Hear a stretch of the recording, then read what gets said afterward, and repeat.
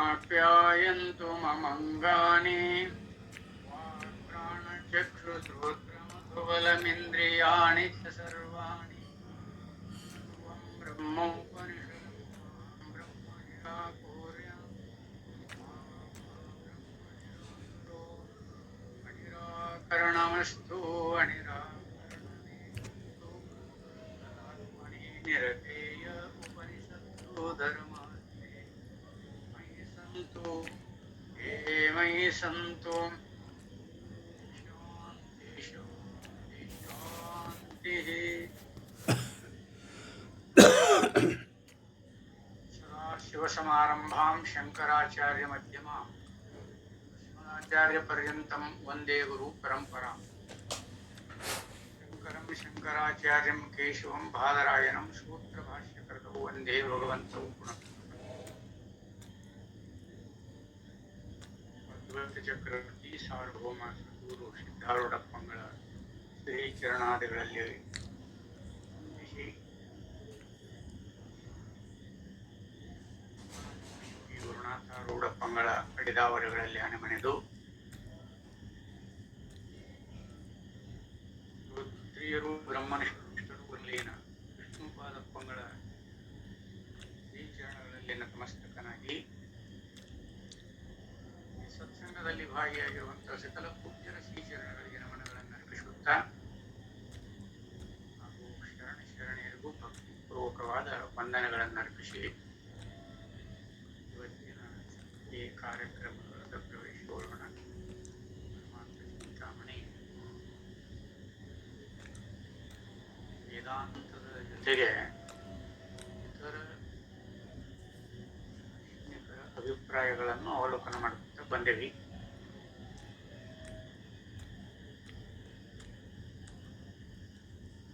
ನಂತರ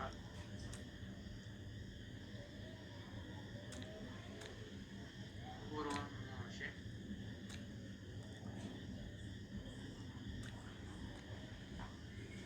ಉತ್ತರ ಮೀಮಾಂಸೆ ಅಂತ ಕರೀತಾರೆ. ಹೆಸರಾಗಿರುವಂತಹ ಜೈಮಿನಿ ಅವರ ಸಿದ್ಧಾಂತ ಗೊತ್ತಿರ್ಬೇಕಲ್ಲ.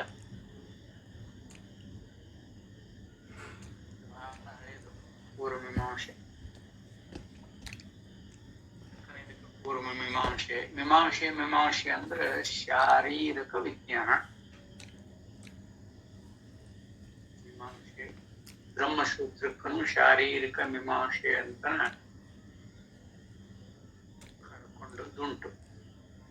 ಅದಕ್ಕೆ ಬ್ರಹ್ಮ ಸೂತ್ರಾದಿಗಳಿಗೆ ಶಾರೀರಿಕ ಮೀಮಾಂಸೆ ಅಂತ ಇನ್ನೊಂದು ಹೆಸರು ಉಂಟದ ಬ್ರಹ್ಮಸೂತ್ರಕ್ಕೆ. ನ್ಯಾಯಪುಸ್ತಕನಲ್ಲ ಅದ. ಹಾಗನೇ ಇಲ್ಲೇ ಪೂರ್ವ ಮೀಮಾಂಸೆ ಮತ್ತು ಉತ್ತರ ಮೀಮಾಂಸೆಗಳ ಜ್ಞಾನ ಅಜ್ಞಾನಿಗಳ ಅಭಿಪ್ರಾಯ ಇದರಲ್ಲಿ ಯಾವ ರೂಪದಿಂದ ನಿರ್ಣಯ ಮಾಡ್ಕೊಂಡಾರ ಅನ್ನೋದು ಇದು ಬಹಳ ವಿಷಯ ಇರ್ತದ. ಚೆನ್ನಾಗಿರುತ್ತೆ, ಏನು ಅಡ್ಡಿಲ್ಲ. ವೇದಾಂತಕ್ಕೆ ಬಹಳ ಪ್ರಯೋಜನಕಾರಿ ಅದ.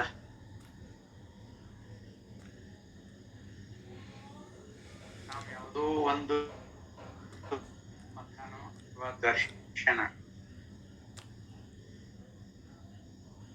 ಒಂದನ್ನು ಸಮಗ್ರವಾಗಿ ಅವಲೋಕನ ಮಾಡುವ ಸಾಧ್ಯತೆ ಉಂಟು.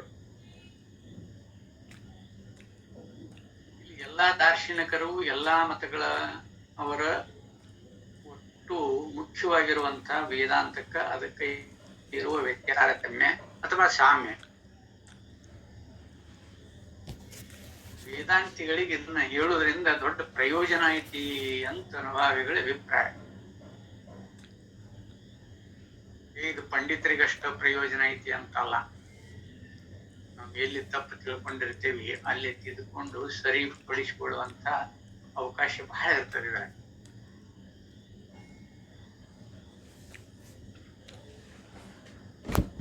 ನಮ್ಮೂರಿನ ವಿಚಾರ ಅಷ್ಟ ನಮಗ್ ಗೊತ್ತಿರಬೇಕು. ಅನ್ಯ ಗ್ರಾಮಗಳ ಅಥವಾ ಅನ್ಯ ದೇಶದೊಳಗೆ ಅನೇಕ ಗ್ರಾಮಗಳಿಂದ ಕೂಡ್ಕೊಂಡದೆಲ್ಲ ಇದೆ. ಎಲ್ಲಾ ಗ್ರಾಮಗಳಲ್ಲಿ ಆಗುವ ಈಗಂತೂ ಮಾಧ್ಯಮ ಬಹಳ ಸುಲಭದ. ಎಲ್ಲ ಎಲ್ಲೆಲ್ಲಿ ಏನಾಗ್ತೈತಿ ಅದನ್ನೆಲ್ಲ ಆಗಿಂದಾಗ ತಿಳಿಸ್ತಾರೆ.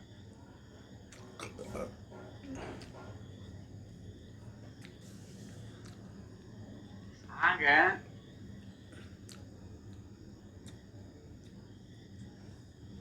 ಅಲ್ಲಿ ಆಗಿರುವಂತಹ ಘಟನಾವಳಿಗಳನ್ನ ನಾವು ಅವಲೋಕನ ಮಾಡಿದ್ರೆ ನಾವು ಬಹಳ ಉತ್ತಮರು ಅಂತ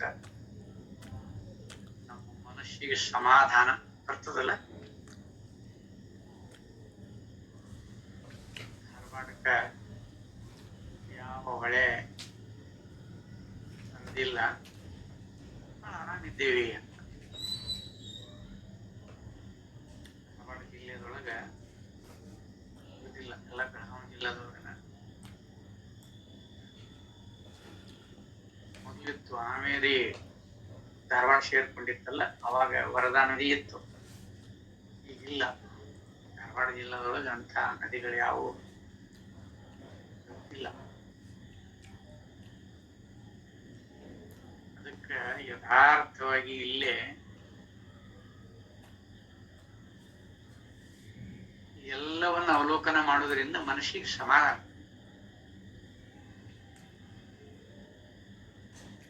ಈ ಮನಸ್ಸಿನ ತುಮಲತೆಗಳನ್ನ ಸಮಾಧಾನ ವೃತ್ತಿಯೊಳಗೆ ಇಟ್ಕೊಳಕ್ ಬರ್ತದ.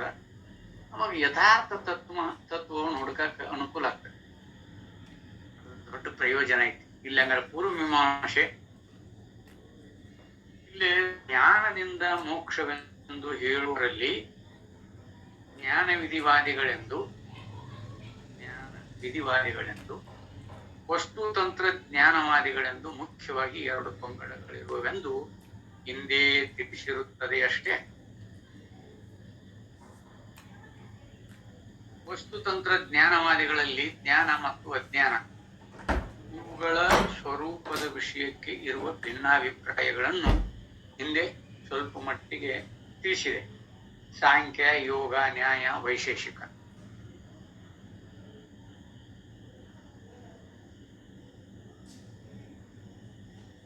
ಈ ದರ್ಶನಗಳಲ್ಲಿ ಜ್ಞಾನವೆಂದರೇನೆಂಬುದನ್ನು ಹೇಳಿದ್ದಾಯಿತು. ನೋಡು, ಬೌದ್ಧರನ್ನ ಬಿಟ್ರಿ ಇಲ್ಲಿ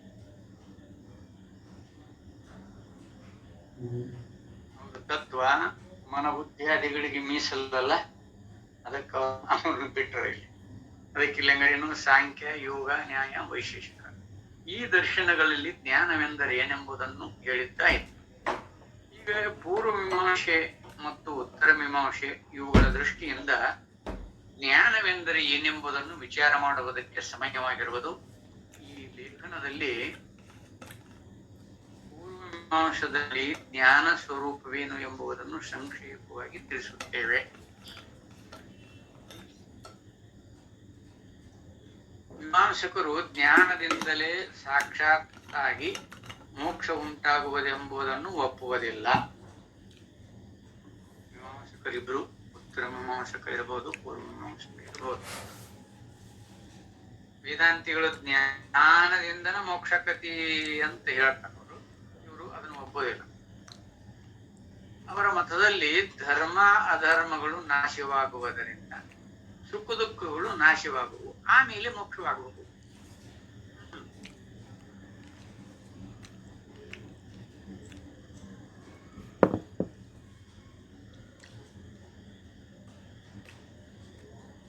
ಇವರು ಹೇಳೋ ಮಾತು ಏನಾಗ್ತದೆ, ಮಳೆ ಅಲ್ಲ ಮಗಳ ಗಂಡ ಅಂತ ವರ್ಣನ ಮಾಡಿದಂಗ ಆಗ್ತದೆ.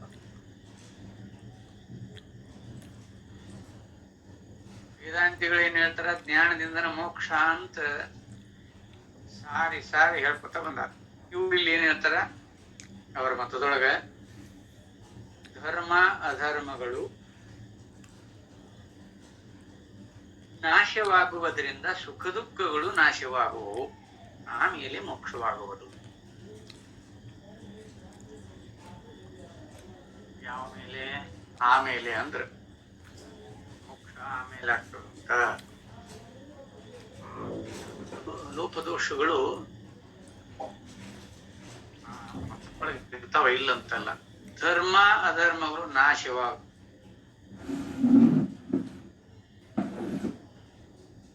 ಧರ್ಮ ಅಧರ್ಮಗಳು ನಾಶ ಹೇಗಾಗ್ತವ?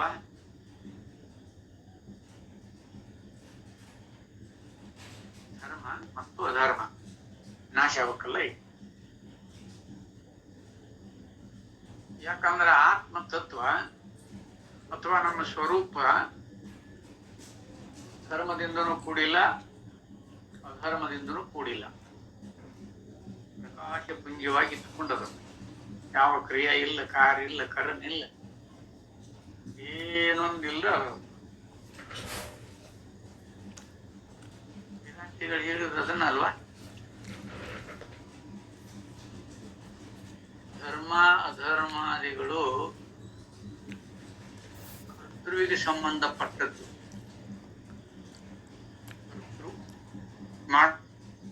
ಆಚರಣೆ ಮಾಡೋಬೇಕು, ಅಧರ್ಮ ಆಚರಣೆ ಮಾಡೋಣ ಇರ್ಬೇಕಲ್ಲ.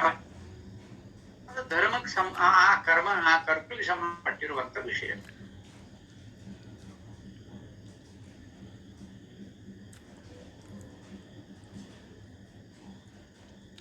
ಅವು ನಾಶ ನೋಡವ್ರು ಏನಂತಾರ, ನಾಶವಾಗುವುದರಿಂದ ಸುಖ ದುಃಖಗಳು ನಾಶ ಆಗ್ತವ. ಅದ್ರ ಜೊತೆಗೆ ಸುಖ ದುಃಖ ಎರಡು ನಾಶ ಆದವು ಅಂದ್ರೆ ಆತ್ಮತತ್ವದೊಳಗ ನಿಲ್ತಾನಲ್ಲ. ಅತ್ಯಂತ ದುಃಖ ನಿವೃತ್ತಿ, ಪರಮಾನಂದ ಪ್ರಾಪ್ತಿ ಚಂದ ಹೇಳ್ಯಾರ ಅವರು. ಇದು ಅತ್ಯಂತ ದುಃಖ ಅಂತ ಮೊದಲ ಯಾವುದರಿಂದ ನಿರ್ಣಯ ಮಾಡ್ಕೊಂಡಿವೆಯೋ ಅದ ಸಿದ್ಧ ಆಗೋದಿಲ್ಲ. ಎಲ್ಲೇ ನೋಡ್ರಿ, ಆಗ ಅತ್ಯಂತ ದುಃಖ ಅಂತ ಯಾವ್ದಕ್ಕ ನಿರ್ಣಯ ಮಾಡ್ಕೊಂಡಿವ ನಾವು? ದುಃಖ, ಸುಖ ಇರ್ಬೋದು, ದುಃಖ ಇರ್ಬೋದು. ಇವು ಎಲ್ಲಿ ಆಗ್ತಾವ, ಯಾರಿಗಾಗ್ತಾವ, ಇವುಗಳ ಫಲಗಳನ್ನ ಯಾರು ಉಪಭೋಗ ಮಾಡ್ತಾರ, ಈ ಪ್ರಜ್ಞೆ ಇಲ್ಲ ವೇದಾಂತದೊಳಗೆ ಪ್ರವೇಶ ಆಗ್ತೇವೆ ನಾವು.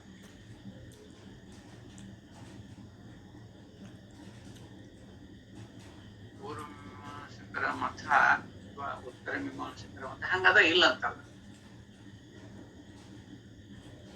ಈ ಧರ್ಮ ಅಧರ್ಮಗಳು ಯಾರಿಗೆ ಸೀಮಿತ?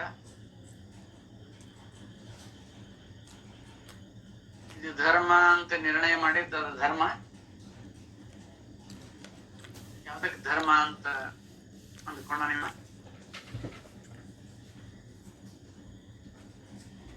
ಆ ವಿಷಯಾದಿಗಳ ಸಂಯೋಗದಿಂದಾಗಿರುವ ಕ್ರಿಯಾ ಕರ್ಮಗಳಿಂದೊಡಗೂಡಿ ಧರ್ಮಾಚರಣೆ ಇರಬಹುದು, ಅಧರ್ಮಾಚರಣೆ ಇರಬಹುದು. ಇವೆರಡು ಕರ್ತೃವಿಗಾಗ್ತಾವ.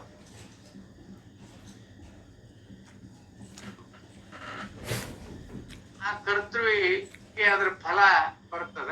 ಧರ್ಮದ ತರ ಇರ್ಲಿ, ಕರ್ಮದ ತರ ಇರ್ಲಿ, ಅವಾಗ ಫಲ ಬರ್ತದ.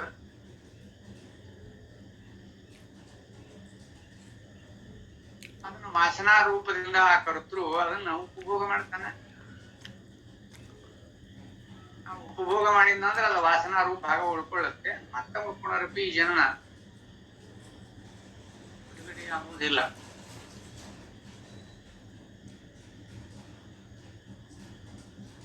ಆತ್ಮನಲ್ಲಿ ಧರ್ಮ ಧರ್ಮ ಅಧರ್ಮಾದಿಗಳು ಇಲ್ಲವೇ ಇಲ್ಲ.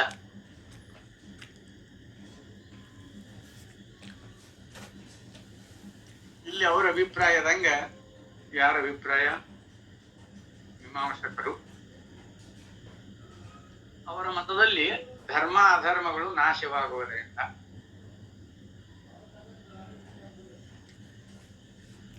ಇವನ್ನ ಜ್ಞಾನ ಇಲ್ಲದ ಅವು ನಾಶ ಆಗ್ತಾವೋ ಹೇಗ? ಧರ್ಮರ ಇರ್ಲಿ, ಅಧರ್ಮರ ಇರ್ಲಿ, ನಾವು ಪುಣ್ಯನೂ ಮಾಡೋದು ಬೇಡ, ಪಾಪನೂ ಮಾಡೋದು ಬೇಡ. ಇದಕ್ಕೆ ಜ್ಞಾನದ ಅವಶ್ಯಕತೆ ಇದೆಯೋ ಅಥವಾ ಇಲ್ಲೋ? ಅವುಗಳನ್ನ ನಾಶ ಮಾಡ್ಕೋಬೇಕಲ್ಲ.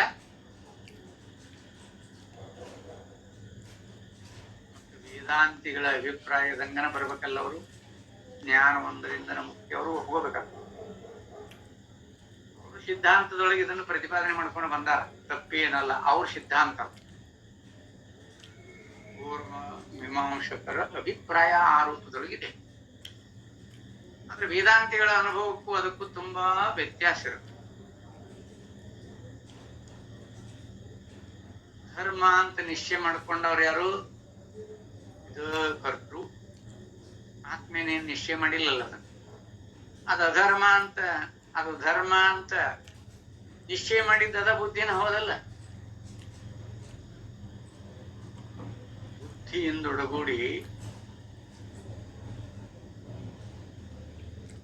ಆ ನಿಶ್ಚಯ ಮಾಡಿದ ಕರ್ತೃವಿಗೆ ಅದನ್ನ ನಾಶ ಮಾಡಿಕೊಳ್ಳುವ ಯೋಗ್ಯತೆ ಇರುವುದಿಲ್ಲ.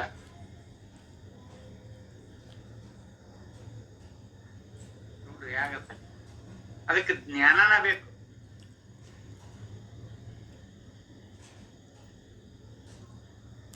ಹೇಗೆ ನಿರ್ಣಯ ಮಾಡ್ಕೊಳ್ತೀರಿ? ಏನೆಲ್ಲ ಎಕ್ಕುಟ್ಟು ಹೋಗ್ಯದ ನಮ್ಮ ವೇದಾಂತ. ಎಲ್ಲರೂ ಬರೀ ತುದಿ ತುದಿ ತುದಿ, ಅಲ್ಲೆಟ್ ಇಲ್ಲೆಟ್ ಅಲ್ಲೆಟ್ ಇಲ್ಲೆಟ್. ಒಳಹೊಕ್ಕು ಯಥಾರ್ಥವಾಗಿ ಅಧ್ಯಯನ ಮಾಡಿ ಏನಿದ್ರು ಗುಟ್ಟು ಅಂತ ತಿಳಿದು ಇದರಿಂದ ಮುಕ್ತನಾಗಬೇಕು ಅನ್ನೋ ಅಭಿಲಾಷೆ, ಬೇರೆ ಬೇರೆ ಬೇರೆ ಬೇರೆ ಉದ್ದೇಶ ಇಟ್ಟುಕೊಂಡ ಇದು ಒಂದು ಹವ್ಯಾಸ. ಜನರಿಗೆ ಇದೊಂದು ಹವ್ಯಾಸ. ನಾನು ಶಾಸ್ತ್ರ ಕೇಳ್ತೇನೆ, ನಮ್ಮ ವೇದಾಂತ. ಕೆಲವೊಬ್ಬರಿಗೆ ಹೋಗಿ ಫಿಕ್ಸ್ ಹೋಟೆಲ್ ಮಾಡಿರ್ತಾರ, ಅದ ಹೋಟೆಲ್ನಾಗ ಹೋಗಿನ ಚಹಾ ಕುಡ್ದಂಗ ಆಗ್ತದ ಅವ್ರಿಗೆ. ಮನೆಯೊಳಗೆ ಬೇಕಾದಷ್ಟು ಸಾಯಂಕಾಲ ವಾಕಿಂಗ್ ಹೋದ್ರಂದ್ರ ಅಲ್ಲಿ ಹೋಗಿ ಕೂತು ಬೈಟು ಮಾಡ್ಕೊಂಡು, ಗೆಳೆಯರು ಇರ್ತಾರಲ್ಲ, ಬೈಟು ಮಾಡ್ಕೊಂಡು ಕುಡುದು.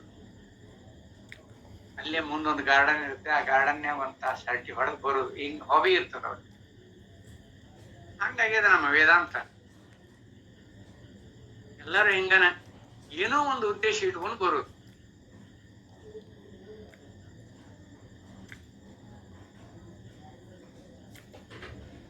ಅವರಿಗೆ ಭಗವಂತ ಅಷ್ಟ ಫಲ ಕೊಟ್ಟಿರ್ತಾರೆ.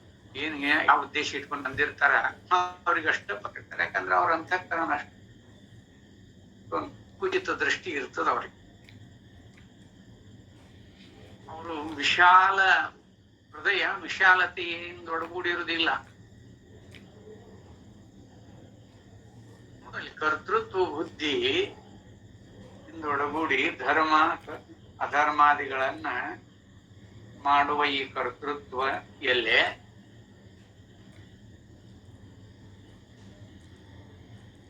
ಆತ್ಮ ಶುದ್ಧ ಪರಿಶುದ್ಧನಾಗಿರುವಂತ ಆತ್ಮನ ಸ್ವರೂಪ ಎಲ್ಲೇ?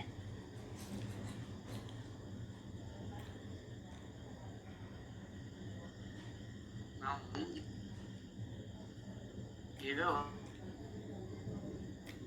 ಯಥಾರ್ಥವಾಗಿ ಅದಕ್ಕೆ ಧರ್ಮ ಅಧರ್ಮಗಳು ನಾಶವಾಗುವುದರಿಂದ ಸುಖ ದುಃಖಗಳು ನಾಶವಾಗುವು.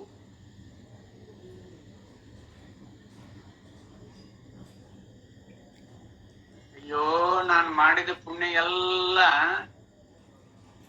ನಾಶ ಆಗಿ ಹೋಯಿತು ಅಂತ ದುಃಖ ಪಡೋರು ಎಷ್ಟು ಜನ ಇಲ್ಲ.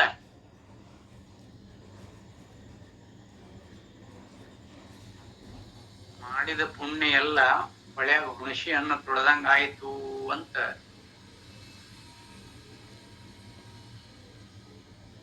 ಎಷ್ಟು ಜನ ಇಲ್ಲ.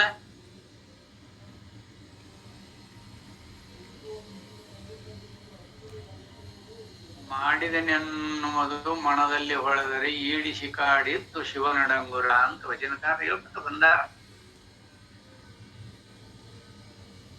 ಮಾಡಕ್ಕೂ ಬರೋದಿಲ್ಲ, ನಾವು ಮಾಡೋರು ಅಲ್ಲ.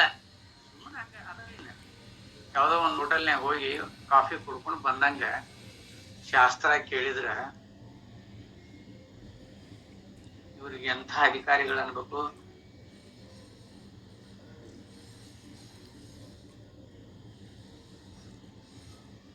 ಅದಕ್ಕೆ ಏನು ಒಮ್ಮೆ ಬಂದೇವಿ ಅಂದ ಮೇಲೆ ಅದನ್ನ ಯಥಾರ್ಥವಾಗಿ ಕಂಡುಕೊಂಡೇ ತೀರ್ಬೇಕು, ಅನ್ನೋ ಛಲ ಇರ್ಬೇಕು ಮನುಷ್ಯನ.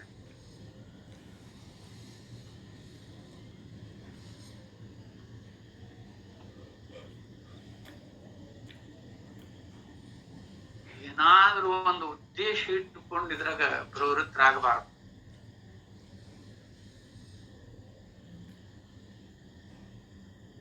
ಇವನ ಉದ್ದೇಶ ಇಟ್ಟುಕೊಂಡ, ನೋಡಪ್ಪ ನಮ್ಮ ಶತ್ರುಗಳೆಲ್ಲರನ್ನ ಸೆದೆಬಡದು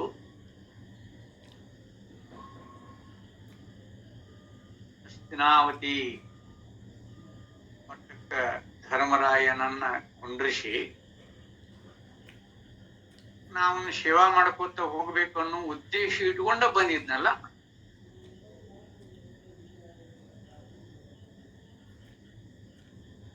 ಭಗವದ್ಗೀತೆ ಯಾರ್ಯಾರು ಹೇಗ್ಯಾಗೋ ಹೇಗ್ಯಾಗ ಹೇಳ್ಕೊಂಡು ಬಂದ. ಅದು ವಿಷಯ ಬಹಳ ಮಾರ್ಮಿಕ ಇರ್ತದೆ.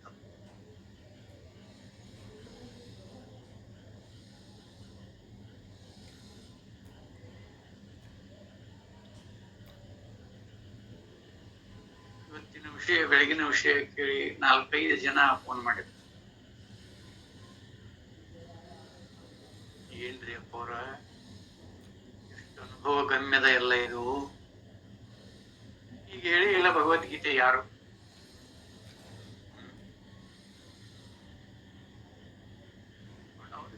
ಅವ್ರವ್ರ ಸಾಧನೆಗೆ ಅದು ನಿಲುಕಿರುತ್ತೆ. ಆ ರೀತಿ ಸಾಧನ ಮಾಡಿಕೊಂಡು ಸಂತೃಪ್ತರಾಗಬೇಕೇ ವಿನಃ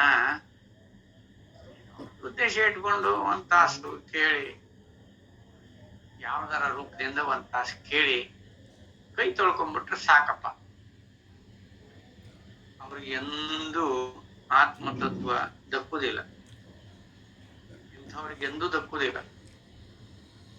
ಭಗವಂತ ನಮಗ ಅನುಕೂಲ ಕೊಟ್ಟಾಗ ಹೇಳ್ಬೇಕು, ಅದನ್ನು ಯಥಾರ್ಥವಾಗಿ. ಶರೀರ ರೋಗಮಯ, ನಮಗಿಷ್ಟೆಲ್ಲ ಅನುಕೂಲ ಕೊಟ್ಟಾನ ದೇವರು ಅಂದ ಮೇಲೆ ನಿಷ್ಠೆಯಿಂದ ಕೇಳಿಕೇನು ಹೋಗ್ತದ. ಶರೀರ ಸದೃಢ ಇರುವಾಗನ ಇದ್ರಾಗ ಪ್ರವೇಶ. ಬಡಿಗೆ ಹಿಡ್ಕೊಂಡು ಕಂಬ ಇರ್ಲಿಲ್ಲ ಅಂದ್ರೆ ಕೂಡ್ಲಿಕ್ಕೆ ಬರುದಿಲ್ಲ. ಅವಾಗ ಆಶ್ರಮಕ್ಕೆ ಬಂದಾಗ ಕಂಬ ಇರ್ಲಿಲ್ಲ ಅಂದ್ರೆ ಕೂಡಕ್ ಬರುದಿಲ್ಲ. ಊಟದ ಹೊತ್ತಿನ ತನಕ ಟೈಮ್ ಪಾಸ್ ಆಕತಿ. ಮನ್ಯಾಗ ಕೂತ್ರ ಅವರು ಇವರು ಬೈತಾರ, ಹೋಗತ್ತ ಮಠದ ಕಡೆ ಅಂತಾರ. ಇವ್ರ ಮನ್ಯಾಗ ಹೆಚ್ಚಾದವ್ರು. ಅದಕ್ಕೆ ಸುಮ್ಮನೆ ಬಂದಿಲ್ಲ ಆಶ್ರಮಕ್ಕೆ, ಒಂದು ಕಬೀರ್ ಆಶ್ರಮಕ್ಕ, ಬೆಂಗಳೂರಾಗ ಕಬೀರ್ ಆಶ್ರಮಕ್ಕೆ. ಅಂತ ಜನ ಬಹಳ ಬರ್ತಿತ್ತು. ಏನ್ರಿಪಾ ಏನ್ ಹೇಳಿದ್ರು ಅಂತ ಕೇಳಿದ್ರೆ ಸಾಕು. ನೋಡ್ರಿ, ಏನೋ ಹೇಳ್ತಾರ ಅವ್ರು, ಬ್ರಹ್ಮ ಅಂತ ಒಬ್ಬ. ಅದ್ ಯಾವ್ದು ನಮಗ್ ಬೇಕಿಲ್ರಿ. 1 ತಾಸು ಆರಾಮ್ ನಿದ್ದೆ ಆಕತಿ, ಯಾವ ಚಿಂತೆ ಇಲ್ಲ. ನಮಗ ಆಶ್ರಯ ಸಿಕ್ಕಿರುತ್ತೆ. ಏಜಾದವರು ಅಂದ್ಗಳಕನ ಕಂಬ ಬಿಟ್ಕೊಟ್ಟಿರ್ತಾರ, ಅಲ್ಲಿ ಹೋಗಿ ಆರಾಮ್ ಕಂಬ ಕೂತು. ಅವಾಗ ಈಗ ಮತ್ತೀಗೆಲ್ಲ ಚೇಂಜ್ ಆಗಿದೆ. ಈಗ ಚೇರ್ ಗೀರ್ ಹಾಕ್ತ ಸಂಪಾಗಿ ನಿದ್ದೆ ಮಾಡ್ಲಿ ಅಂತ ಹೇಳಿ. ಏನೋ ಊಟದ ಹೊತ್ತಿನ ತನಕ ಅವ್ರ ಮಂಗಳಾರತಿ ಆದ್ಮೇಲೆ ಎಚ್ಚರಕತ್ತೆ ಅವ್ರಿಗೆ. ಅಭ್ಯಾಸ ಬಲ ಅದ. ಇಂಥವ್ರು ಅನೇಕ ಜನ ಇರ್ತಾರೆ. ಇವ್ರು ಏನು ಸಾಧನೆ ಮಾಡಬಾರಲ್ರು. ಇಂಥ ಜನ ಬಹಳ ಅದ. ಅದಕ್ಕೆ ಅಧಿಕಾರಿ ಅಲ್ಲದವಂಗ ಹೇಳಬಾರ್ದು ಇದನ್ನ ಅಂತ ಭಗವಂತ ಹೇಳ್ಯ. ಅಧಿಕಾರಿ ಅಲ್ಲದವಂಗ ಇದನ್ನ ಹೇಳಬಾರ್ದು.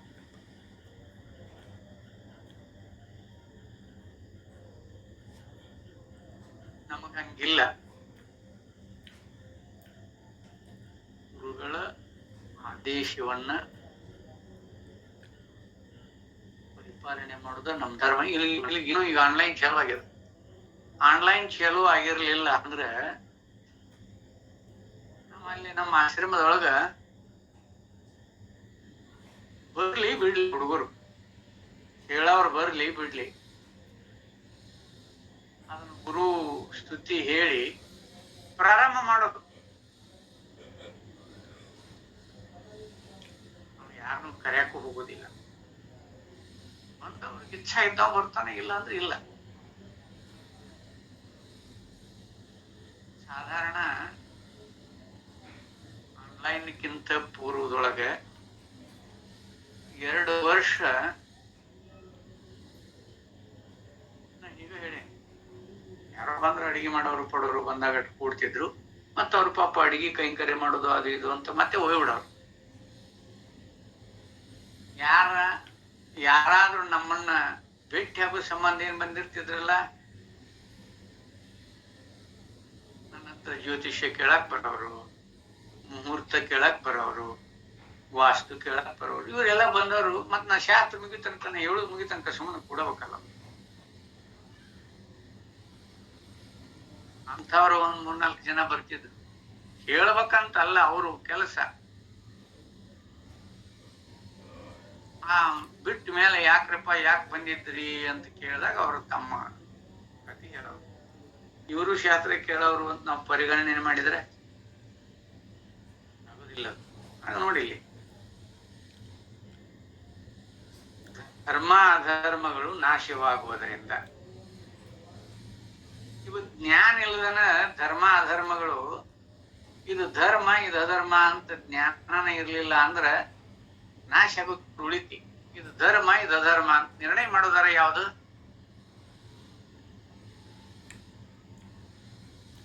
ಬೇರೆ ಮ್ಯಾಲ ಅಂತ ಹೇಳ್ಯಾರ.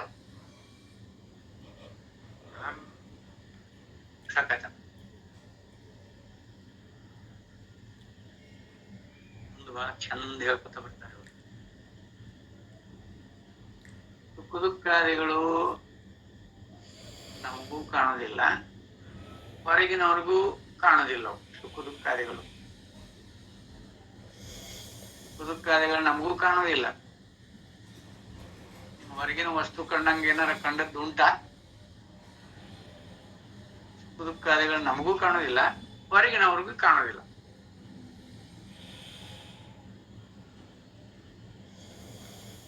ಆದ್ರೆ ಶರೀರ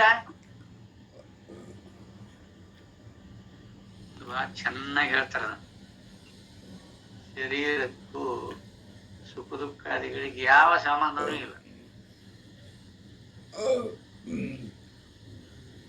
ಹಾಗಾದ್ರೆ ನಮ್ಮ ಆತ್ಮನಿಗೂ ಈ ಧರ್ಮ ಅಧರ್ಮಗಳಿಗೆ ಯಾವುದೊಂದು ಸಂಬಂಧ ಇಲ್ಲ.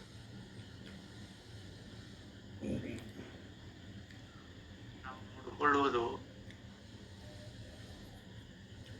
ಕ್ರಮ ಗೊತ್ತಿರ್ಲಿಲ್ಲ ಅಂದ್ರೆ ಯಾವ್ದ ಧರ್ಮೋ ಯಾವ್ದ ಅಧರ್ಮೋ ಆ ಕರ್ತೃ ನಿರ್ಣಯನ ಮಾಡಕ್ ಬರೋದಿಲ್ಲ, ಜ್ಞಾನ ಇರ್ಲಿಲ್ಲ ಅಂದ್ರೆ.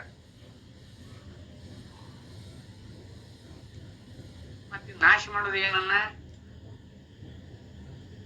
ಇದು ಧರ್ಮ ಇದು ಅಧರ್ಮ ಅಂತ ಮೊದಲು ನಿರ್ಣಯ ಆಗ್ಬೇಕಲ್ವಾ? ಆಗಿದೇನು? ಯಾಕಂದ್ರೆ ಜ್ಞಾನ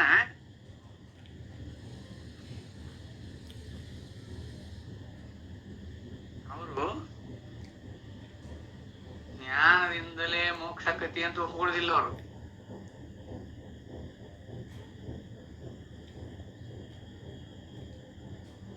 ಅವ್ರೇನ್ ಹೇಳ್ತಾರ? ಧರ್ಮ ಅಧರ್ಮಗಳು ನಾಶವಾಗುವುದರಿಂದ ಸುಖ ದುಃಖಗಳು ನಾಶವಾಗುವು, ಆಮೇಲೆ ಮೋಕ್ಷವಾಗುವುದು. ಅವು ನಾಶ ಆಗ್ಯಾವ ಅಂತ ಯಾವುದರಿಂದ ತಿಳಿತೈತಿ? ಜ್ಞಾನಿಲ್ದೆ.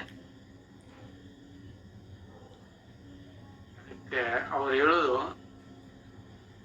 ಆದರೂ ಆತ್ಮಜ್ಞಾನವು ಅವಶ್ಯಕವಾದದ್ದೆಂದು ಈ ದರ್ಶನದವರು ಒಪ್ಪುತ್ತಾರೆ. ಮೇಲೆ ಏನ್ ಹೇಳ್ತಾರಂದ್ರೆ ಆತ್ಮಜ್ಞಾನವು ಅತ್ಯಂತ ಅವಶ್ಯಕವಾಗಿರುವಂತದ್ದು ಅಂತ ಇವರು ಒಪ್ಕೋತಾರೆ. ಆದ್ರೆ ಜ್ಞಾನದಿಂದನ ಆತ್ಮ ಸ್ವರೂಪ ಗೊತ್ತಾಕತಿ ಅಂತ ಮಾತ್ರ ಒಪ್ಪೋದಿಲ್ಲ. ಅದು ಬೇಕು, ಅವಶ್ಯ ಅಂತಾರ. ನೋಡಿದು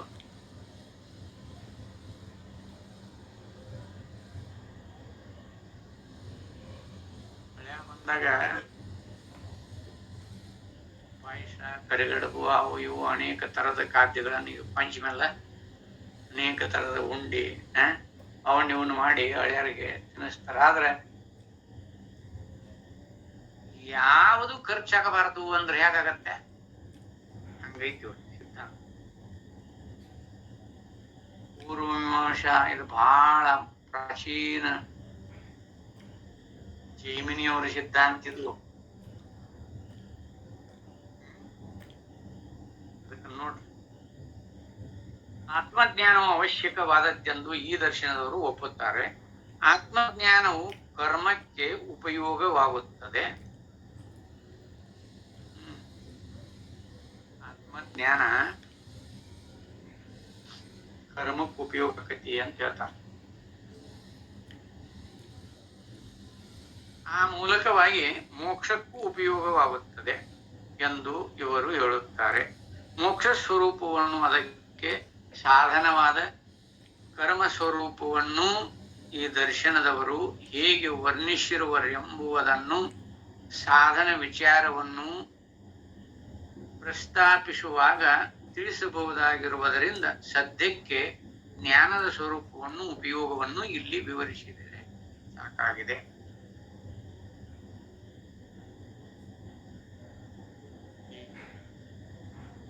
ಮೀಮಾಂಸೆಯೊಳಗ ಅಲ್ಲಿ ಕರ್ಮ ಸಾಧನೆ ಹೇಳೋ ಮುಂದ ಹೇಳಿಕ್ ಬರ್ತದ. ಇಲ್ಲಿ ಸತ್ಯ ಜ್ಞಾನದ ಸ್ವರೂಪವನ್ನು, ಉಪಯೋಗವನ್ನು ಇಲ್ಲಿ ವಿವರಿಸಿದೆ ಅಂತ ಹೇಳ್ಯಾರ.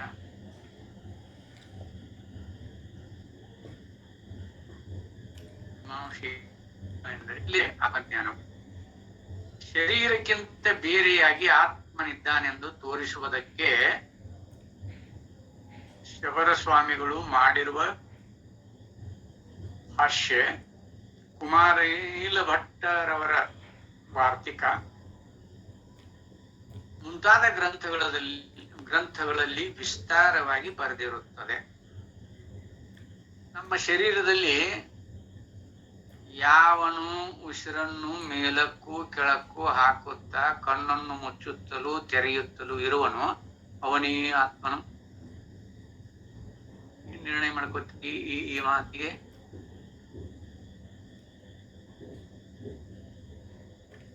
ವೇದಾಂತಿಗಳು ಏನಂತ ನಿರ್ಣಯ ಮಾಡ್ಯಾರ ಇಲ್ಲಿ? ಆತ್ಮನಲ್ಲಿ ಕ್ರಿಯೆ ಐತೆ, ಸ್ವರೂಪ ಕರ್ಮಾದಿಗಳನ್ನ ಮಾಡುತ್ತಾ ನಮ್ಮ ಶರೀರದಲ್ಲಿ ಯಾವನು ಉಸಿರನ್ನು ಮೇಲಕ್ಕೂ ಕೆಳಕ್ಕೂ ಹಾಕುತ್ತಾ ಕಣ್ಣುತ್ತಲೂ ತೆರೆಯುತ್ತಲೂ ಇರುವನು ಅವನೇ ಆತ್ಮನು ಅಂತ ಮೀಮಾಂಸಕರ ಅಭಿಪ್ರಾಯ.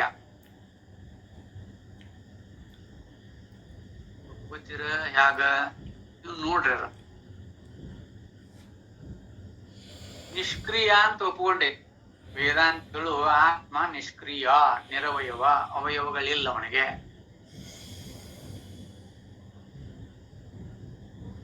ಯಾವುದರ ಧರ್ಮ ಅಂತ ಗೊತ್ತಿಲ್ಲ. ಪ್ರಾಣದ ಧರ್ಮ ಇದು. ಉಸಿರು ಎಳ್ಕೊಳ್ಳೋದು ಬಿಡುದು ಪ್ರಾಣದ ಧರ್ಮ. ಆತ್ಮದ ಧರ್ಮ ಏನದು? ಇರ್ಲಿ, ಯಾವುದಾದ್ರೂ ತಮಗೆ ವಿರುದ್ಧವಾದ ಗುಣಗಳುಂಟಾದರೆ ನಾಶವಾಗುವು.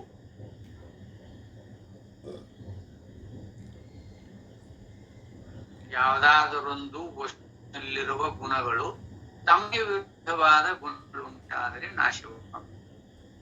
ಉದಾಹರಣೆಗೆ, ಕೂದಲಿನಲ್ಲಿ ಬಿಳುಪು ಉಂಟಾದರೆ ಅದರಲ್ಲಿ ಮೊದಲಿದ್ದ ಕಪ್ಪು ಹೋಗಿಬಿಡುವುದು. ಬೆಳ್ಳಗಾದು ಅಂದ್ರ ಯಮ ನೋಟಿಸ್ ಕಳಿಸಿದಂಗ.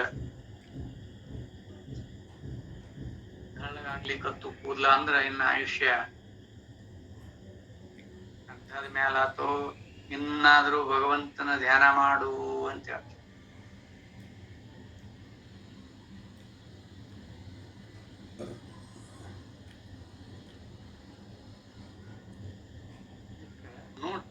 ಒಂದೊಂದು ಮುಪ್ಪಾದಗಳಕ್ಕನ ಒಂದೊಂದ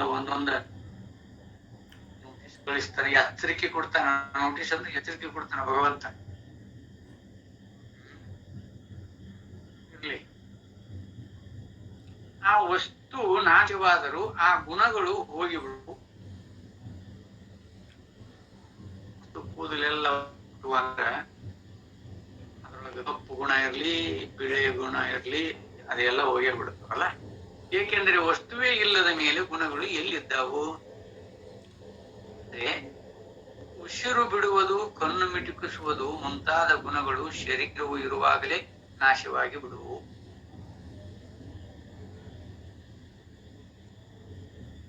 ಶರೀರ ಇರುವಾಗನ ಕಣ್ಣು ಮುಚ್ಚುದು ತೆಗೆಯುವುದಾಗಲಿ ಉಸಿರಾಟ ಶರೀರ ಇರುವಾಗನ ಇವು ನಾಶ ಆಗಿಬಿಡ್ತಾವ. ಉದಾಹರಣೆಗೆ ಸತ್ತವರ ಶರೀರವು ಹಾಗೆ ಇರುತ್ತಿದ್ದರೂ ಅದರಲ್ಲಿ ಪ್ರಾಣಾದಿಗಳು ಕಂಡು ಬರುವುದಿಲ್ಲ. ಇದಕ್ಕೆ ಕಾರಣವೇನು? ಪ್ರಾಣಾದಿಗಳು ಶರೀರ ಧರ್ಮವಲ್ಲ. ಲಕ್ಷ ಇಡ್ರಿ ಇದನ್ನು. ನಮ್ಮ ಪ್ರಾಣ ಶರೀರವನ್ನ ಇರು ತನಕ ಇದನ್ನು ಬಳಸಿಕೊಂಡು ವ್ಯವಹಾರ ಮಾಡಿ ಕೊನೆಗೆ ಇಲ್ಲಿ ತನಕ ಬಹಳ ನನಗ ಪ್ರೋತ್ಸಾಹ ಕೊಟ್ಟೆಪ್ಪ, ಟಾಟಾ ಹೇಳಿ ಹೋಗ್ಬಿಡ್ತಾವ, ಬಾಯಿ ಹೇಳಿ ನಾನು ಹೊರಟು ಹೋಗ್ಬಿಡ್ತಾವ. ಇನ್ನು ನಿನ್ನಿಂದ ನನಗೇನು ಪ್ರಯೋಜನ ಆಗುವುದಿಲ್ಲ. ಯಾಕಂದ್ರ ನಿನ್ನ ಇಂದ್ರಿಯಗಳೆಲ್ಲ ಶಿಥಿಲ, ಈ ಕಾಲು ಎದ್ರ ಕುಂಡ್ರಾಕ್ ಬರುವಂಗಿಲ್ಲ, ಕುಂತ್ರ ಹೇಳಾಕ ಬರುವಂಗಿಲ್ಲ. ಇಂಥ ಶಿಥಿಲ್ ಪರಿಸ್ಥಿತಿಯೊಳಗೆ ನಿನ್ನ ತಗೊಂಡು ಏನ್ ಮಾಡ್ಲಿ ಅಂತ ಪ್ರಾಣ. ಬಿಡಿನಿದ ನಾನು ಬಿಡ್ಲಿಲ್ಲ ಅಂದ್ರೆ ಪ್ರಯೋಜನ ಆಗೋದಿಲ್ಲ. ಇದರಿಂದ ನನಗೆ ಯಾವ ಪ್ರಯೋಜನ ಇಲ್ಲ ಅಂತ ನಿರ್ಣಯ. ಇದು ಎಲ್ಲ ಶರೀರದ ಧರ್ಮವಲ್ಲ. ಪ್ರಾಣ ಅದು ಇಚ್ಛಾ ಇದ್ರೆ ಇರಬಹುದು, ಬೇಡ ಅಂತ ಹೋಗ್ಬಿಡ್ಬಹುದು. ಇನ್ನು ಬಿಡನೆ ಬೇಡ ಅಂತ ಹೋಗ್ಬಿಡ್ಬಹುದು. ಶರೀರ ಧರ್ಮ ಏನದು? ಪ್ರಾಣ. ಮೂಲಿ, ಮನ, ಬುದ್ಧಿ, ಚಿತ್ತ ಇವರ ಶರೀರ ಧರ್ಮ ಏನ? ಇವನ್ನ ಬಿಡಿಸ್ಕೊಳಕ್ ಬರವಲ್ ನಮಗ. ಸ್ವರೂಪ ಏನ್ ನೋಡ್ಕೋತೀವ್ರಿ ಸುಮ್ಮನ ಹಂಗ. ಪ್ರಾಣಾದಿಗಳು ಶರೀರದ ಧರ್ಮವಲ್ಲ. ಇದರಂತೆ ಜ್ಞಾನವು ಶರೀರದ ಧರ್ಮವಲ್ಲ. ಅವರು ಒಪ್ಕೋತಾರೆ, ಜ್ಞಾನವು ಶರೀರದ ಧರ್ಮವಲ್ಲ. ಇದು ಅಲ್ಲದೆ ನಮ್ಮಲ್ಲಿ ಸುಖ ದುಃಖಾದಿಗಳು ಪ್ರತ್ಯಕ್ಷವಾಗಿ ನಮಗೆ ತೋರುತ್ತಿದ್ದರೂ ಮತ್ತೊಬ್ಬರಿಗೆ ಅವು ಗೋಚರವಾಗುವುದಿಲ್ಲ. ಆದರೆ ನಮ್ಮ ಶರೀರದ ಗುಣಗಳಾದ ರೂಪವೇ ನಮಗೂ ಗೋಚರವಾಗುತ್ತವೆ, ಮಿಕ್ಕವರಿಗೂ ಗೋಚರವಾಗುತ್ತವೆ. ಇದ್ದದೇನು ಕರ್ರಗದೇನೆ, ಬೆಳ್ಳಗದೇನೆ, ದಪ್ಪದೇನೆ, ಕೆಂಪದೇನೆ, ಉದ್ದ ಲಂಬೋದರನಾಗಿದ್ದೇನೆ, ಇವೆಲ್ಲ ಪರರಿಗೂ ಕಾಣ್ತವೆ. ಸುಖ ದುಃಖಾದಿಗಳು ನಮ್ಮ ಅನುಭವಕ್ಕೆ ಮಾತ್ರ ಗೊತ್ತಾಗ್ತವೆ. ಅವು ಇಂದ್ರಿಯಗಳಿಗೆ ಗೋಚರ ಆಗುದಿಲ್ಲ. ಸುಖ ದುಃಖಾದಿಗಳು ಯಾವ ಇಂದ್ರಿಯ ಕಂಡತಿ? ಕಣ್ಣಿಗೆ ಕಂಡತೋ? ಯಾವ್ದಕ್ ಕಂಡತಿ? ಅದು ಯಾವ ಇಂದ್ರಿಯ ಕಂಡತಿ?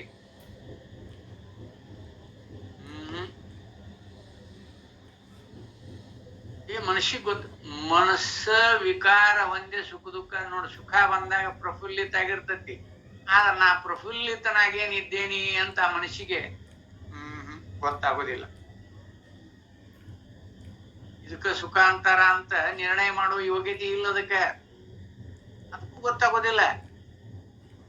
ಅದರೊಳಗನ ಪ್ರವೃತ್ತ ರೂಪದೊಳಗ ಪ್ರಫುಲ್ಲಿತವಾಗಿರುವಂತ ಮನಸ್ಸು ಸುಖ ರೂಪದೊಳಗೆ ಇರ್ತದ ಅಂತ ಹೇಳ್ತೇವಲ್ಲ, ಆ ಮನಸ್ಸಿಗೆ ಗೊತ್ತಾಗೋದಿಲ್ಲ. ಕ್ರಿಯೆ ಜ್ಞಾನಕ್ಕೆ ಗೊತ್ತಾಗೋದು, ನಿಮ್ ಬುದ್ಧಿಗೆನ ಗೊತ್ತಾಗೋದು. ಮಾನವಿಕ ಇರ್ತದೆ ಇದು. ಹೀಗಿರುವುದರಿಂದ ಸುಖ ದುಃಖಾದಿಗಳು ನಮ್ಮ ಶರೀರದ ಗುಣಗಳಲ್ಲವೆಂದು ಸಿದ್ಧವಾಯಿತು.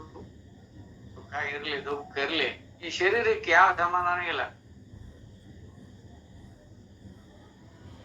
ಹೀಗೆ ಉಸಿರಾಡಿಸುವ ಪ್ರಯತ್ನವು ಶರೀರದ್ದಲ್ಲವಾದ್ದರಿಂದಲೂ, ಸುಖ ದುಃಖಗಳು ಶರೀರದ್ದಲ್ಲವಾದ್ದರಿಂದಲೂ ಇವುಗಳು ಮತ್ತೆ ಯಾವುದೋ ಒಂದು ಪದಾರ್ಥದ ಗುಣವಾಗಿರಬೇಕಷ್ಟೇ. ಹಾಗಾದ್ರೆ ಈ ಸುಖ ದುಃಖಗಳು ಯಾರಿಗೆ ಸಂಬಂಧಪಟ್ಟಿರುವಂತಹ ಯಾರ ಗುಣ ಇವು? ಧರ್ಮ ಅಧರ್ಮಗಳು ಯಾರ ಗುಣ? ಸುಖ ದುಃಖಾದಿಗಳು ಯಾರ ಗುಣ? ಈ ಉಸಿರಾಡುವುದು ಯಾವುದರ ಗುಣ? ಯಾವುದರ ಧರ್ಮದು? ಆದ್ದರಿಂದ ಆ ಪದಾರ್ಥವೇ ನಮ್ಮ ಆತ್ಮವು. ಅವ್ರ ನಿರ್ಣಯ ನೋಡ್ರಿ, ಆ ಪದಾರ್ಥವೇ ನಮ್ಮ ಆತ್ಮವು. ನಿಮ್ಮ ಅನುಭವಕ್ಕೆ ಬರ್ತದ ಹಾಗದು? ಸುಖ ದುಃಖಾದಿಗಳು ಆತ್ಮನಿಗೆನ, ಅವನ ಗುಣ. ಆತ್ಮನ ಗುಣ ಏನ್ರಿ ಇವು? ಪ್ರಾಣ ಆಗಲಿ, ಸುಖ ದುಃಖಾದಿಗಳಾಗಲಿ, ಪಂಚಪ್ರಾಣಗಳು, ಪ್ರಾಣ, ಉದಾನ, ಸಮಾನ, ವ್ಯಾನ, ಅಪಾನ, ಹಿಂಗ ತಿಳ್ಕೊಂಡ ಬಂದಾರಲ್ಲ. ಇವು ಯಾವ್ದಾದ್ರು ಆತ್ಮನ ಗುಣ ಏನ್ರಿ ಇವು? ಯಾರ್ಯಾರ ಅನುಭವಕ್ಕೆ ಬಂದವ? ಹಿಂಗ ಇಲ್ಲಿ ಅವ್ರ ಅಭಿಪ್ರಾಯ ದಿಂದೊಡಗೂಡಿ ವೇದಾಂತಕ್ಕೆ ಹೋಲಿಸಿಕೊಂಡ ಹೋಗ್ಬಿಡ್ಬೇಕು. ಅಂದ್ರೆ ನಮ್ಮ ಅನುಭವಕ್ಕೆ ಸಿದ್ಧ ಆಗ್ತದದು. ಓದಿ ಆಮೇಲೆ ಕ್ರೋಢೀಕರಿಸಿಕೊಂಡು ಹೇಳ್ತೀವಿ ಅಂದ್ರಲ್ಲ, ಅಲ್ಲಿಂದ ಅಲ್ಲೇ ನೋಡ್ಕೊಂಡ್ಬಿಡ್ಬೇಕು. ಆಮೇಲೆ ಇದ್ ನೆನಪು ಉಳಿಬೇಕಲ್ಲ. ಎಲ್ಲರೂ ಸಾಧಾರಣ 60ರ ಮೇಲ್ನವ್ರೆ ಇದ್ದೇವೆ ಎಲ್ಲರೂ. ಮರುವಾಗ್ತದ. ಎಲ್ಲೋ ನಾಮದೇವ್ ಮಹಾರಾಜರ ಅಂತವ್ರು ಎಲ್ಲೋ ಒಬ್ರು 36, 38 ವಯಸ್ಸಿನವ್ರು ಅಲ್ಲೊಬ್ರು ಇಲ್ಲೊಬ್ರು ಇದ್ದಾರ.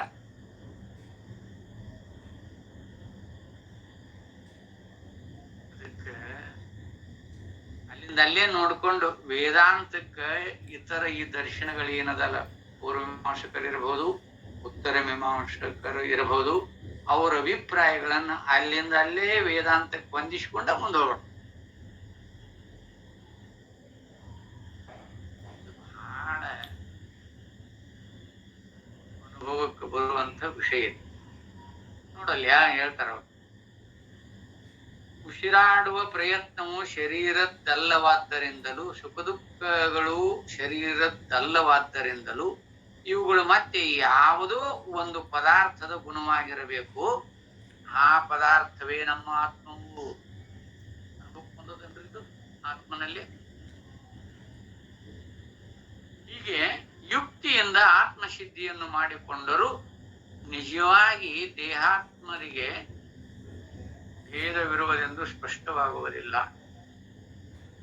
ದೇಹ ಮತ್ತು ದೇಹಾತ್ಮ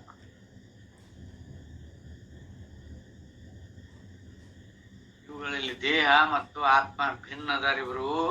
ಆತ್ಮನಿಗೆ ಯಾವ ಸಂಬಂಧನೂ ಇಲ್ಲ. ಆತ್ಮನ ಗುಣ ಇವು ಯಾವ ಅಲ್ಲ. ಏಕೆಂದರೆ ನಾನು ಹೋಗುತ್ತೇನೆ, ನಾನು ಕೇಳುತ್ತೇನೆ, ನಾನು ಮೂಸುತ್ತೇನೆ ಎಂದು ಮೊದಲಾಗಿ ದೇಹೇಂದ್ರಿಯಗಳ ವಿಷಯದಲ್ಲಿಯೇ ಆತ್ಮ ವ್ಯವಹಾರವು ಕಾಣಬರುತ್ತಿರುವುದು.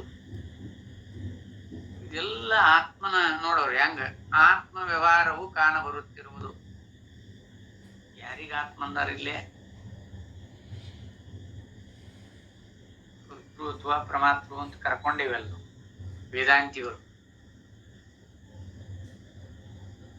ಅದನ್ನ ಆತ್ಮನ ಮೇಲೆ ಆರೋಪ ಮಾಡ್ತಾರೆ ಇವರು.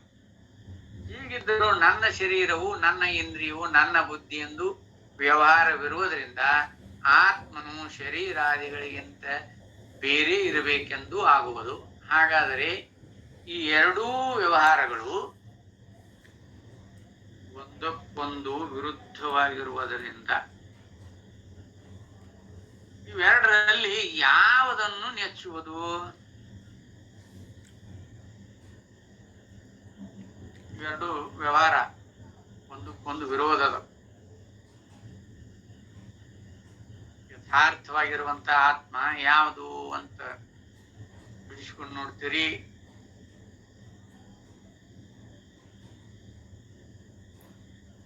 ನೋಡ್ಕೋಬೇಕಾದಾಗ ಜ್ಞಾನ ಬೇಕೋ, ಅರಿವು ಅಥವಾ ಜ್ಞಾನ ಬೇಕೋ, ಅಥವಾ ಧರ್ಮ ಅಧರ್ಮಾದಿಗಳಿಂದ ಕೂಡಿರುವ ಕರ್ಮ ಬೇಕೋ? ಕರ್ಮದಿಂದನೇ ಅಲ್ಲ, ಅದು ಧರ್ಮನ ಇರಲಿ ಅಧರ್ಮನ ಇರಲಿ, ಕರ್ಮದಿಂದನೇ ಜರಗತ್ತೆ ಅದು.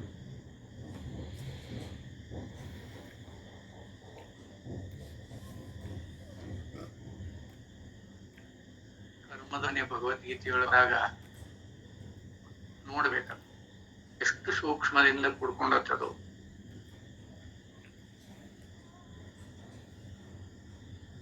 ಕರ್ಮ ಎಷ್ಟು ವ್ಯಾಪಕವಾಗೈತಿ ಅಂತ ಮೊದಲ ಅದನ್ನ ನೋಡಾಕ ಬರುದಿಲ್ಲ, ನಮ್ಗೆ ನೋಡಾಕ್ ಬರುದಿಲ್ಲ. ಬಹಳ ದೂರದೇವಿ.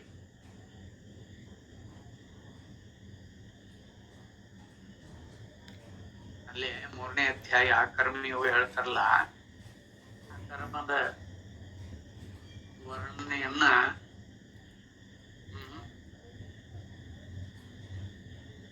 ಈ ಅಂತಃಕರಣಾದಿಗಳನ್ನಿಟ್ಟುಕೊಂಡು ಎಂದು ನೋಡ್ಲಿಕ್ಕಾಗೋದಿಲ್ಲ ಆ ಕರ್ಮನ. ಇರ್ಲಿ, ಅಲ್ಲಿ ವಿಷಯ ಬಂದಾಗ ನೋಡೋಣ. ಇನ್ನ ಇಲ್ಲಿ ಇವೆರಡರಲ್ಲಿ ಯಾವುದನ್ನು ನೆಚ್ಚುವುದು ಎಂದರೆ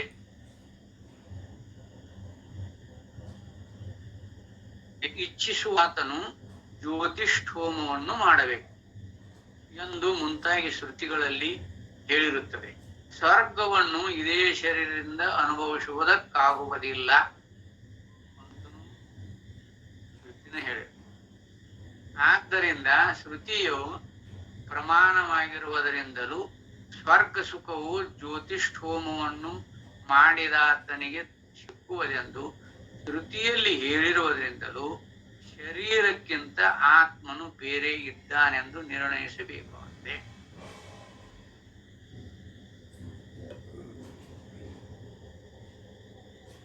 ದೇಶ ನೋಡ್ರಿ,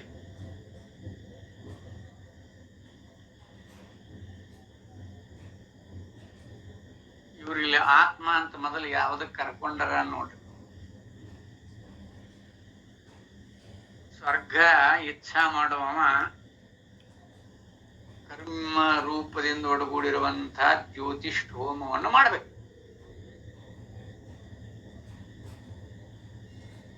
ಸೂರ್ಯ, ಚಂದ್ರ, ಖಗೋಳಶಾಸ್ತ್ರಕ್ಕೆ ಸಂಬಂಧಪಟ್ಟಿರುವಂತ ಹೋಮದ ಜ್ಯೋತಿಷ್ಠೋಮ ಅಂತ ಕರೀತಾರ.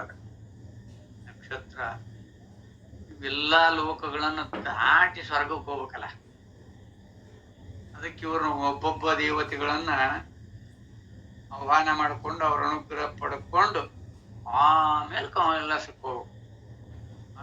ಆ ಚಂದ ವರ್ಣನ ಇರ್ತದ, ಜ್ಯೋತಿಷ್ಠೋಮ ಅಂತ ಕರೀತಾರ. ನಮಗದನ್ನ ಈ ಜ್ಯೋತಿಷ್ಯಗಾರರಿಗೆ ಅದರದ ಪ್ರಯೋಜನ ಐತೆ ಅಲ್ಲಿ. ಯಾಕಂದ್ರೆ ಯಾವ ನಕ್ಷತ್ರ, ಯಾವ ಗ್ರಹಗಳು ಏನು ಅದ್ರ ಬಗ್ಗೆ ಅಧ್ಯಯನ ಮಾಡೋ ಮುಂದ ಆ ಜ್ಯೋತಿಷ್ಠೋಮದ ವರ್ಣನೆ ಬರ್ತದೆ. ಜ್ಯೋತಿಷ್ಯ ಕಲಿಯುವುದು ಅವುಗಳೆಲ್ಲ ಎಲ್ಲಾ ದಾಟಿದಾಗ ವರ್ಗಕ್ಕೆ ಹೋಗ್ತಾನೆ. ಅದಕ್ಕೆ ಅಲ್ಲಿ ಹೋಗಾಮ ಯಾರು ಗೊತ್ತು ಮಾಡ್ಕೋ.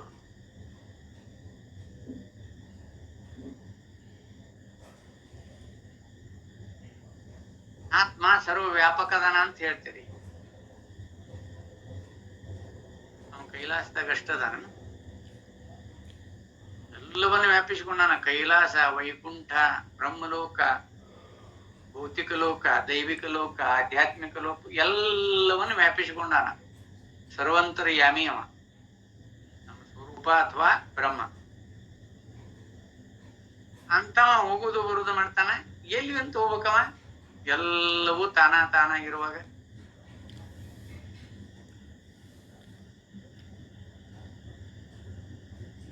ಇಲ್ಲಿ ಜ್ಯೋತಿಷ್ಠೋಮವನ್ನು ಮಾಡಿದಾತನಿಗೆ ಸಿಕ್ಕುವುದೆಂದು ಶ್ರುತಿಯಲ್ಲಿ ಹೇಳಿರುವುದರಿಂದಲೂ ಶರೀರಕ್ಕಿಂತ ಆತ್ಮನು ಬೇರೆ ಇದ್ದಾನೆಂದು ನಿರ್ಣಯಿಸಬೇಕಾಗಿದೆ. ಭಗವದ್ಗೀತೆಯೊಳಗ ಅರ್ಜುನ ವಿರಾಟ್ ಸ್ವರೂಪವನ್ನು ತೋರಿಸಿದ್ನಲ್ಲ. ನಾರದ ಮಹಾಮುನಿ ಮೊದಲ, ಭೀಷ್ಮ, ಸಂಜಯ, ನೋಡು ಕೆಲವೊಂದು ಜನ ಆ ವಿರಾಟ್ ಸ್ವರೂಪವನ್ನು ಕಂಡವ್ರಲ್ಲ. ನೀವು ಕಂಡಿಲ್ಲ ಅಂತ ತಿಳ್ಕೊಬೇಡ್ರಿ, ನೀವು ಕಂಡವ್ರ. ಅಂದ್ರೆ ವೇದಾಂತದ ಯಥಾರ್ಥ ಸ್ವರೂಪ ಗೊತ್ತಾದವ್ರಿಗೆ ವಿರಾಟ್ ಸ್ವರೂಪ ಯಾವುದು ಅಂತ ಗೊತ್ತಾಗ್ತದೆ.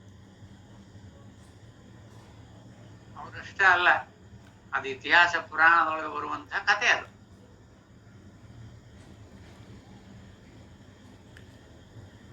ಅಲ್ಲಿ ವಿರಾಟ್ ಸ್ವರೂಪ ನೋಡಿದ ಅರ್ಜುನ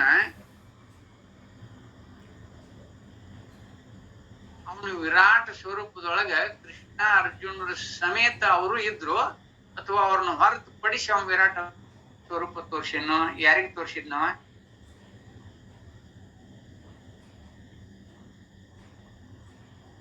ಅನುಭವ ನೋಡ್ಕೊಳ್ರಿ. ಅಲ್ಲಿ ಅರ್ಜುನಿಗೆ ವಿರಾಟ್ ಸ್ವರೂಪ ತೋರಿಸಿದಾರಲ್ಲ ಇಲ್ಲಿ ಕಥಾಭಾಗದೊಳಗೆ,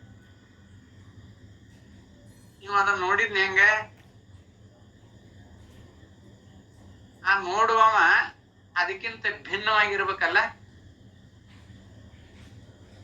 ಅನುಭವಕ್ಕೆ ಎಷ್ಟು ವಿರೋಧವಾಗಿರುವಂತಹ ಮಾತದು. ಆತ್ಮನು ಬೇರೆ ಇದ್ದಾನೆಂದು ನಿರ್ಣಯಿಸಬೇಕಾಗಿದೆ. ನಿರ್ಣಯ ಮಾಡ್ಕೊಳ್ರಿ, ಆತ್ಮ ಬೇರೆ ಇದ್ದಾನಂತ ಹೇಳಿ ಅನುಭವಕ್ಕೆ ಅನುಸರಿಸಿ ನೋಡ್ರಿ. ಇವೇ ಮುಂತಾದ ಯುಕ್ತಿಗಳಿಂದ ಆತ್ಮನು ಶರೀರೇಂದ್ರಿಯಾದಿಗಳಿಗಿಂತ ಬೇರೆಯಾಗಿ ಇರುತ್ತಾನೆ ಅಂತಲೂ, ಅಹಂ ಪ್ರತ್ಯಯಕ್ಕೆ ನಾನು ಎಂಬ ಅರಿವಿಗೆ ವಿಷಯನೆಂತಲೂ, ಇವನು ವ್ಯಾಪಕ ಎಲ್ಲೆಲ್ಲಿಯೂ ವ್ಯಾಪಿಸಿರುವನೆಂತಲೂ, ಕರ್ತೃ ಕರ್ಮವನ್ನು ಮಾಡುವವನೆಂತಲೂ, ಇಂಥ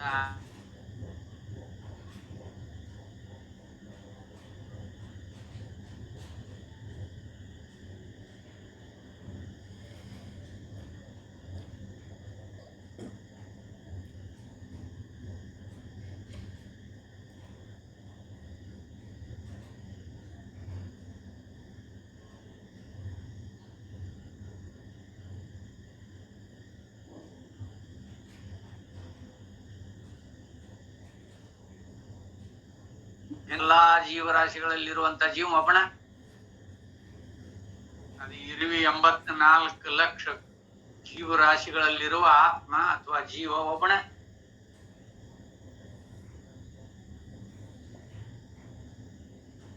ಅಂದ್ರೆ ಮತ್ತೆ ಜೀವ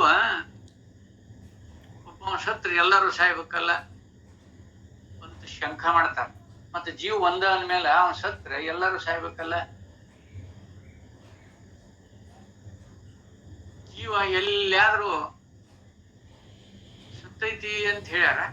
ಯಾವ ಶಾಸ್ತ್ರದೊಳಗೆ ಹೇಳೈತಿ?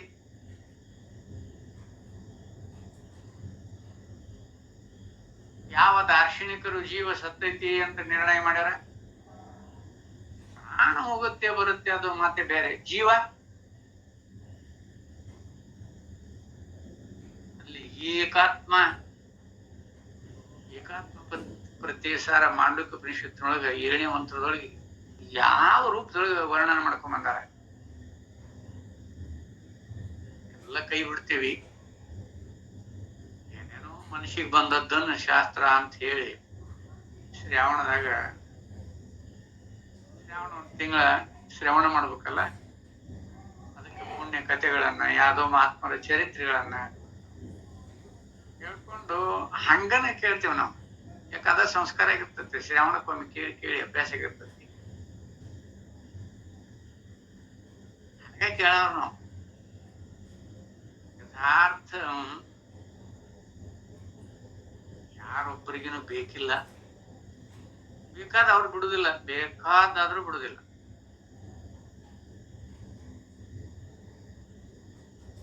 ಈ ಪ್ರಾಣ ಇರುವಾಗನ ಅದನ್ನ ಸಾಧಿಸ್ಕೋಬೇಕು ಅನ್ನುವಂತ ಛಲ ಇರ್ತದ ಅವ್ರಿಗೆ. ಜಿಜ್ಞಾಸಿಗಳಲ್ದವ್ರಿಗೆ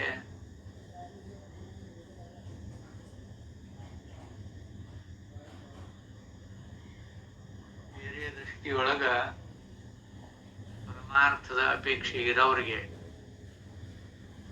ತಿಳಿದಿಲ್ಲ. ಎಂದು ಅವ್ರಿಗೆ ಯಥಾರ್ಥ ತಿಳಿದೇ ಇರುವಾಗ ಅವ್ರಿಗೆ ಎಂದೂ ಮೋಕ್ಷಗತಿಯನ್ನು ಹೊಂದಲಿಕ್ಕೆ ಸಾಧ್ಯನೇ ಇಲ್ಲ. ಅವ್ರಿಗೆ ಹೋದೆ ಅಂಥವ್ರು ಅನೇಕ ಜನ ನಾವು ವೇದಾಂತಿಗಳ್ರಿ ಅಂತಾನೆ ಹೇಳ್ತಾರ, ಎದಿ ತಟ್ಟಿ ಹೇಳ್ತಾರ. ಮತ್ತೆ ನಾವು ವೇದಾಂತಿಗಳು ಅಂತಾನೆ ಹೇಳ್ತಾರ. ನೋಡಿ, ಒಂದೊಂದು ದಾರ್ಶನಿಕರ ಅಭಿಪ್ರಾಯನ ಈ ರೂಪದೊಳಗದ. ಇನ್ನೂ ವಿಷಯ ಬಹಳ ಅದ. ಮತ್ತೆ ಇದೇ ವಿಷಯವನ್ನ ಮುಂದುವರಿಸಿಕೊಂಡು ಬರೋಣ ಅಂತ ಹೇಳಿ ಈ ವಾಕ್ ಪುಷ್ಪಾದಿಗಳನ್ನು ಸದ್ಗುರು ಚರಣಕ್ಕೆ ಇವತ್ತಿನ ಈ ಉಪನ್ಯಾಸಕ್ಕೆ ವಿದಾಯ ಹೇಳುತ್ತೇನೆ. ಹರಿ ಓಂ ತತ್ಸತ್. ಓಂ ಸಹನಾವತು ಸಹನೋ ಭುನಕ್ತು ಸಹ ವೀರ್ಯಂ ಕರ್ವಾವಹೈ ತೇಜಸ್ವಿನಾವಧೀತಮಸ್ತು ಮಾ ವಿದ್ವಿಷಾವಹೈ. ಓಂ ಪೂರ್ಣಮದಃ ಪೂರ್ಣಮಿದಂ ಪೂರ್ಣಾತ್ ಪೂರ್ಣಮುದಚ್ಯತೆ पूर्णाय पूर्णमेवावशिष्यते। शांति शांति। नमः पार्वती पतये। हर हर हर हर महादेव।